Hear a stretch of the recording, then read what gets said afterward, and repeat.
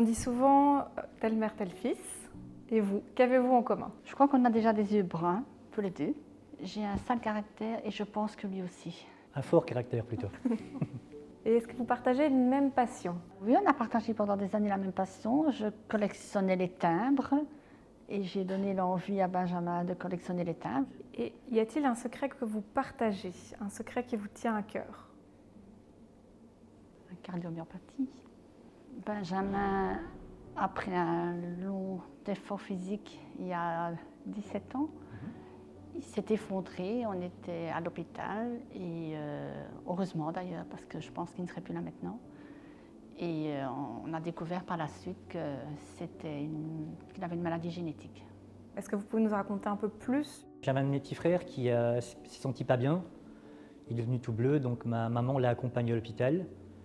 Et moi, je me suis rendu compte qu'elle avait oublié son téléphone. Donc j'ai pris mon vélo et j'ai pédalé le plus vite possible. Et arrivé aux urgences, je ne sais pas ce qui s'est passé. J'étais là, puis il y a un moment où j'étais plus là. Et c'est vrai que je me suis réveillé en étant sur un lit à côté de mon frère. Et c'est à ce moment-là que vous avez découvert que c'était une cardiomyopathie? On a fait plusieurs tests et le cœur n'avait pas la forme qu'il devait avoir. Et après, d'examen en examen, on a commencé à parler de cardiomyopathie. Et c'est seulement par après que les médecins nous ont dit que si ça n'allait pas, il fallait penser à une greffe cardiaque. Ouais, c'était plus fort que ça. Je me souviens bien de la phrase du médecin en question.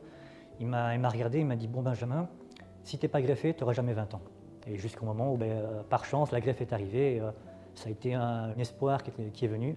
Vous avez eu des symptômes, Benjamin, avant le moment où vous êtes tombé après l'effort? Beaucoup de fatigue, j'avais des palpitations.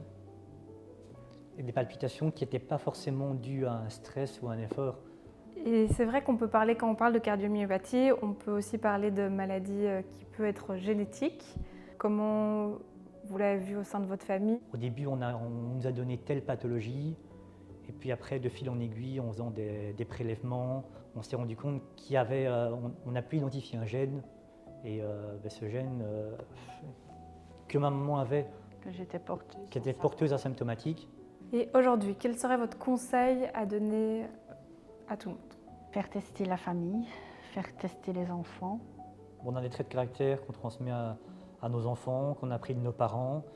Mais il y a aussi tout ce qui est invisible.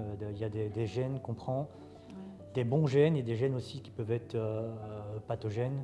Et c'est vrai que là, maintenant, ça fait 3 semaines qu'on a appris que ma fille avait le même gène que ma maman et moi. Enfin, elle ne l'aura pas. Oui. Elle ne l'aura pas. Elle va être comme moi. Elle va être comme sa mamie, elle va être porteuse, mais elle ne l'aura pas. Bon, tu me casses les pieds, mais je t'aime. Voilà. Oh là là.